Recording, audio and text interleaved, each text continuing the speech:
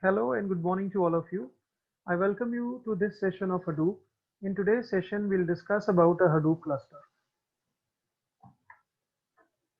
So we'll be discussing about these things in the Hadoop cluster. We'll see how to use a single node Hadoop cluster, how to start and stop the DFS services, how to work with the basic HDFS commands, to know about the user folder, the default user folder in HDFS, to set up the trash, and to work with the web UI of HDFS. So for that, let me just start the VirtualBox, and within that, I'll start the Ubuntu session. So I'm going to start the Ubuntu session with you. While this gets on way, let's discuss a few things about the web UI of HDFS. For versions 2.x, you go with the localhost colon 50070 to activate the web UI, and for versions 3.x, you use localhost 9870. And there are additional configuration settings for web UI of HDFS for using certain processes on the web UI. So I'll discuss all of them with you today. So let's see the status of our Ubuntu. It's getting activated. So it's already, let's log into Ubuntu. So the first step obviously would be to start the terminal. Okay, and Hadoop has already been installed as I discussed with you in my previous video about installing Hadoop. I've installed version 3.2.1. Okay, and some of the commands that work with 3.x work differently with the versions 2.x. So I'll click on terminal, and I will start. Now to start the distributed file system services, we use this command start-dfs.sh. The DFS stands for distributed file system. So this will start the three DFS services, basically name node, data node, and secondary name node. So once they are ready, then once they are working, then you can start working with HDFS. So it's almost done. And once you are no longer working with the cluster, you can use the command stop-dfs.sh to stop these services. We can see the status of these services with the JPS command. All the three services are running. Now, to work with the Hadoop commands, you work with the commands like this. Most of the Hadoop commands are similar to the Ubuntu commands, uh, with the only difference that they begin with a hyphen. So Hadoop FS, it stands for Hadoop file system.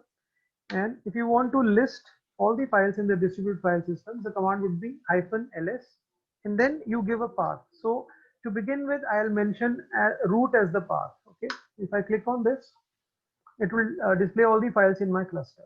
So you can see currently there is only one file, examples.desktop, in my cluster. Okay, and these are the file permissions and the user, the owner, and the group to which the user belongs. These details are similar to your Linux or Ubuntu ls command. Okay, now to go to the web UI, as I discussed with you, to see the web interface, we can open the browser, and for versions 3 and onwards, we use the port 9870. So once the browser is ready, so we can work with localhost, yeah, 9870. This will start the web user interface for our cluster. So you can see this is the cluster. Right now you have the name node information in front of you. Okay, so this is the name node information. Then the data nodes information is there, and then the startup progress you can see as the cluster starts. So we have a fsmh file which loads, then we have the edits file. Okay, then there is a checkpoint in which both these files are merged, and then for a short duration there is a safe mode in which the name node only accepts read commands, nothing, no insertions and no deletions. So we'll discuss about safe mode in our some subsequent lectures. So right now what we are interested in is to browse our file system. So click on utilities and browse the file system. So this will show you the file system here. Yeah. So as you can see, there is only one file in our cluster right now. and that is the examples.desktop file. And you see the block size that we have mentioned for our cluster is 2 MB. By default, for clusters, it is for Hadoop clusters, it is 128 MB, but we have configured it and we have set it as 2 MB and replication factor as 1 because we are using a single node cluster. So we just need one name node and one data node. Okay. And this is the file. The size of the file is 8.77 KB. You can see here. Okay. So if 2 MB is the block size and the file size is 8.77 KB, then this file will have only one block, as you can see, block 0. Okay. The ID of the block is here and the pool to which it belongs is also there. Since there is only one data node, so there is only one block pool ID out here. And the size is also mentioned here. How these are stored in the data node actual, these blocks, this I'll discuss in my next video. So right now, just let's focus on the basics of our cluster. So if we, if we want to say, you can see here that if I click on this delete button here, okay, if I want to delete it, it won't allow me because I don't have the permission to do it. Okay. Now one more thing, just like if I write here pwd command, so it shows me that I'm in the home folder of the user HD user. So just like in Linux we have a home folder for every user, similarly in HDFS we have a home folder or the default folder. So for a user HD user, the default folder would look like this. Okay, so there should be a folder user on our HDFS, but we are not able to see it. We are not able to see it. We don't see any HD user folder here in the root. Okay, we just see only one file, examples.desktop. So we must set up, some trash configuration. Once we set up the trash, then the user folder becomes accessible. So now I'm going to discuss with you how to set up the trash. So to set up the trash, there are two properties which must be set in the core site.xml file. These properties are fs.trash.interval and fs.trash.checkpoint.interval. So to make the user folder accessible, you must first, delete a file from HDFS. Okay. And then if you reload the HDFS page in your browser, you will see the .trash directory, which is below the user HD user directory. But before that, you must set up this configuration in your core site.xml file. So what I'll do is I'll just copy these two properties from here. I'll copy them. I'll open the core site.xml file here using the nano editor. So I'll go to the path where this file is stored. This is like this path we mentioned when we install our cluster.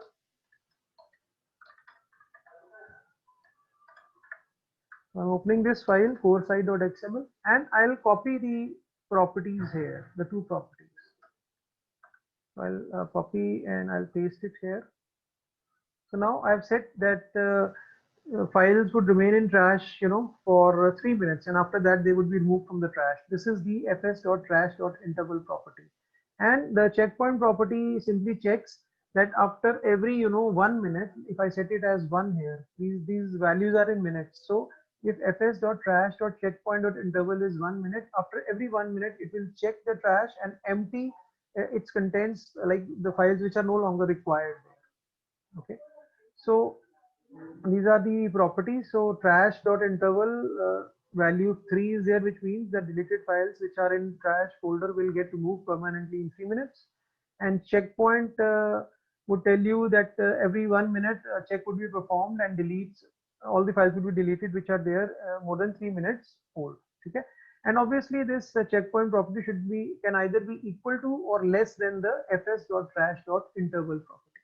Okay, so once we save it, okay, so let's save this file. Okay, now let me remove the file now. Say the remove command is similar to the rm command -rm, and I will specify that this file should be removed. Okay, so if I remove this file, now you will see the trash policy. Okay, the trash policy is there. Okay, this is the default trash policy. Okay, and now if we go to the web UI and we reload it, now you can see the folder user folder has appeared. Okay, So user folder only appears once you delete a file and you have set up the trash configuration in your core site.xml file. So if I click on user, okay, it is not allowing me again. Okay, so I must change the permissions for this user folder. It is locked right now. The permissions are not there. So for this we use this command. Okay, the chmod command. We'll use this command to change the permissions for the user folder so that it is accessible in every way to the owner, that is HD user. And -r would see that all the directories below user are also available. So let me just use this command here. Okay. There's some problem here.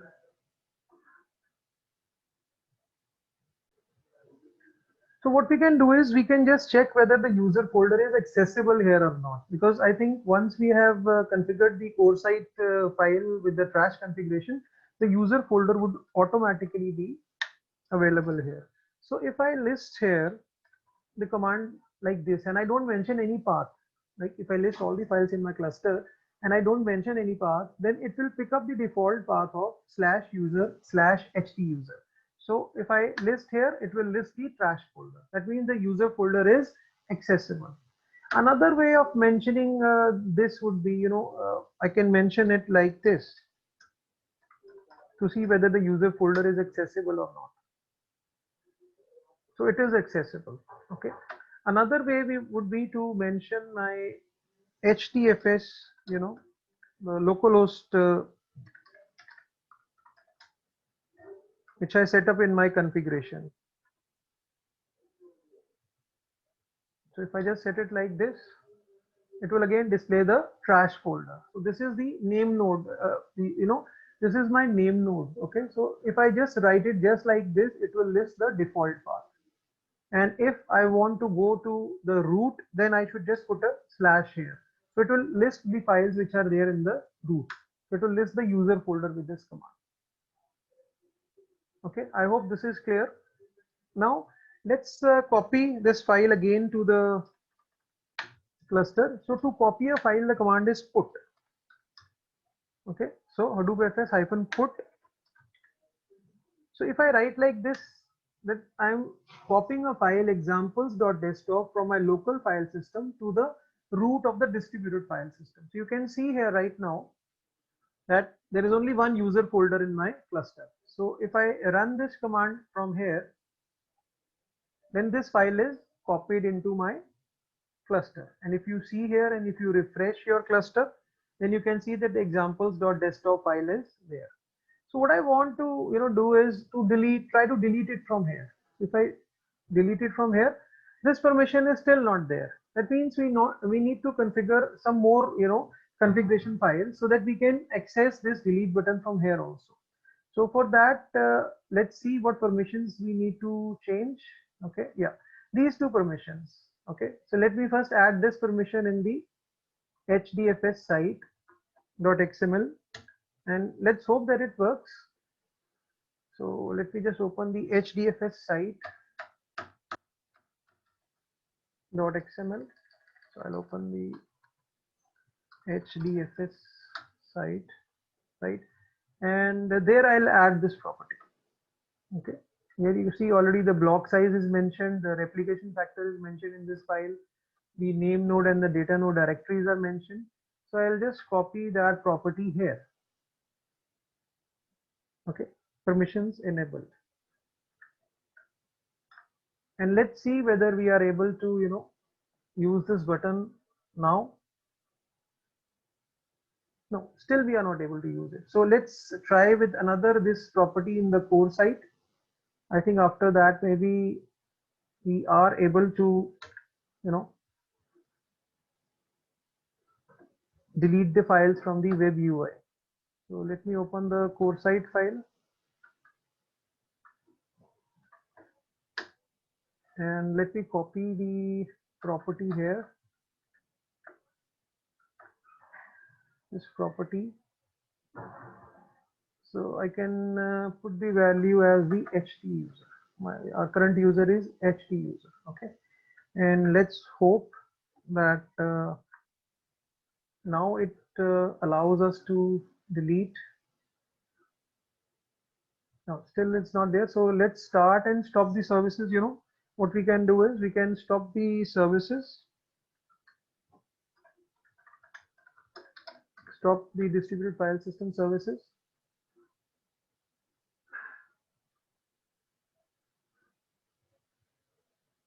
Close the web UI. That is the only way that we can check whether the web UI we can configure the web UI or not. So let's start the services again.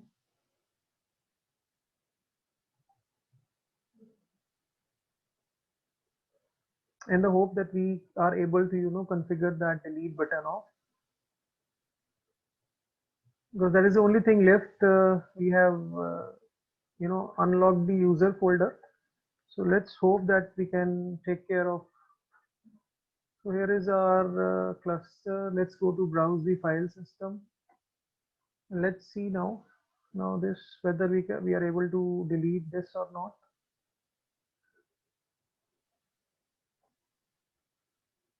Okay, so name node is in safe mode. Okay, so what we can do is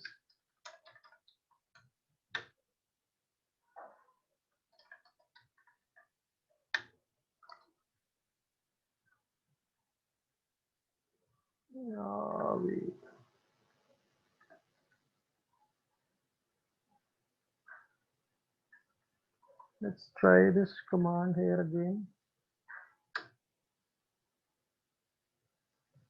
Yeah, I think I just need to see the documentation.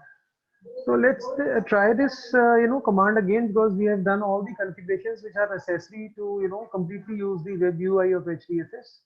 So let's try it once again. Actually, the name node was in safe mode, so I just stopped the services and started them again. So now if we try to use this the delete button here, it should work. Okay, but remember, whatever I delete from here does not go to trash. That is one important thing that you must learn, that whatever you delete from the web UI does not go to trash. Whatever you delete from command line goes to trash.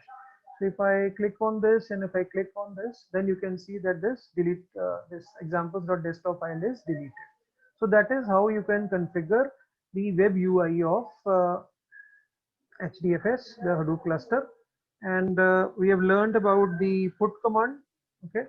Similarly, we can see the cat command working also. Like, for example, if I just create a file in my local file system, okay, and write some text, save it, and then if I transfer this file to my HDFS, to the root, right? I'm transferring this file Ajay to the root of the HDFS. So if I now go to the root, I can see that the file Ajay has been transferred here. Okay, the size of the file is 9 bytes. And if I want to see the contents of this file, what I can do is I can use the cat command. Okay, I can use the cat command by specifying the path. So I'm suggesting that display the contents of the file Ajay, which is in the root folder of HDFS. So it will display its content from the cluster. So that is how you can work with the cluster. So just a recap for all of you that in today's session, we have discussed about the cluster, starting and stopping the DFS services, the basic HDFS commands, how to unlock the user folder, and how to set up the trash so that we can activate this folder, and how to use the web UI of HDFS, and how we can set additional configuration settings for our web UI of HDFS so that we can access the web UI completely. So in my next video with you guys, I'll discuss more practical aspects of a Hadoop cluster. Till then, thank you very much.